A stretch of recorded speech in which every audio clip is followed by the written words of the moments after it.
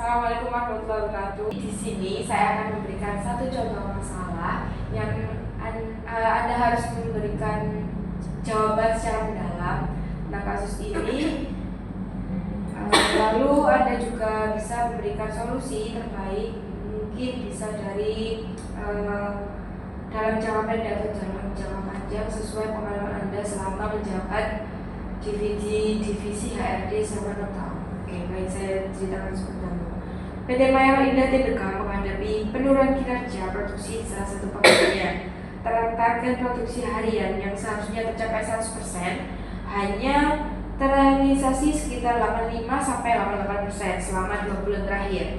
Selain itu, tingkat absensi operator meningkat hingga 12% dan angka produk reject naik menjadi 4%. Nah, melebihi standar perusahaan. Kondisi ini diperparah oleh hubungan kerja yang kurang harmonis antara supervisor baru dengan operator produksi, khususnya operator senior. Baik, bagaimana solusi dari Anda?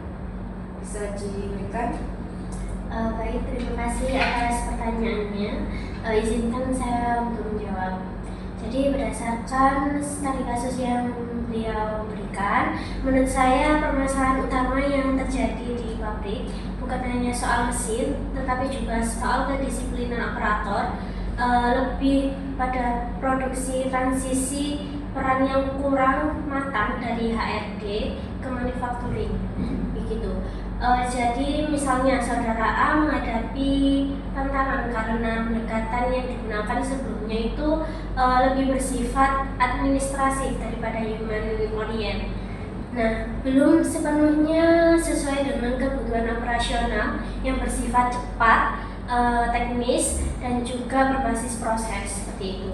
Hal ini juga terlihat dari beberapa indikator kinerja seperti target produksi hanya mencapai 85-88%, absensi mencapai 12%, dan angka reject meningkat hingga 4%. Jadi situasi ini diperparah dengan hubungan kinerja yang menurut saya itu kurang harmonis, terutama dengan operator senior. Seperti itu. Menurut saya resistensinya bisa muncul karena instruksi yang diberikan belum mempertimbangkan kondisi teknis mesin dan alur produksinya, sehingga operator merasa tidak dilibatkan dalam proses pengambilan keputusan seperti itu. Jadi apabila saya berada di dalam posisi tersebut, langkah pertama yang akan saya lakukan adalah yang pertama menguatkan kehadiran lapangan. Jadi manufacturing itu membutuhkan supervisi yang nyata seperti observasi secara langsung dan komunikasi yang cepat. Nah, dengan hadir di lini produksi, saya bisa memahami alur kerjanya, titik bottleneck-nya, pola downtime-nya, dan kendala teknisi yang dihadapi oleh operator. Jadi selain itu, saya juga melakukan briefing harian yang terstruktur yang membuka diskusi dua arah. Saya percaya bahwa melibatkan seluruh operator, khususnya yang senior, dapat membantu saya untuk membangun kembali kepercayaan dan meminimalisasikan resistensi tadi. Jadi saya juga memperjelaskan kepada memperjelas SOP kritis dan terkait kualitas dan proses mesin tersebut, serta memastikan seluruh operator itu memahami tanggung jawabnya masing-masing. Jadi dalam jangka waktu menengah, saya juga akan mulai melakukan pengelolaan kinerja berbasis data. Jadi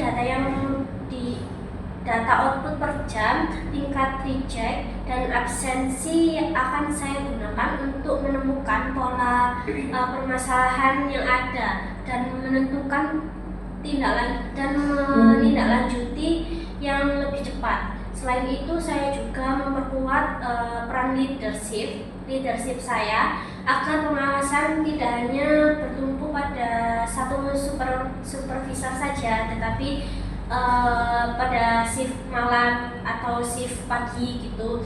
Saya juga melihat perlunya sistem apresiasi dan konsekuensi yang konsisten. Jadi seperti reward kepada karyawan juga akan membantu meningkatkan motivasi, dan atau konsekuensi yang adil akan memperkuat kedisiplinan juga terhadap SOP.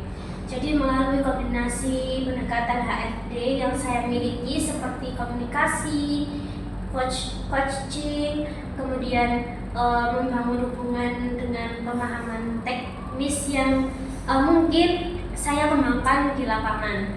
Saya juga yakin bahwa performa produksi dapat kembali ke target, kualitas dapat dengan kualitas yang diinginkan kembali, dan hubungan kinerja atau kerja menjadi lebih solid dan profesional lagi. Jadi seperti itu kira-kira dari saya. Kurang lebihnya saya mohon maaf. Terima kasih atas tadi kasus yang sudah beliau berikan kepada saya. Terima kasih. Wassalamualaikum warahmatullahi wabarakatuh. Waalaikumsalam warahmatullahi wabarakatuh. Terima kasih sudah menjawab pertanyaan saya.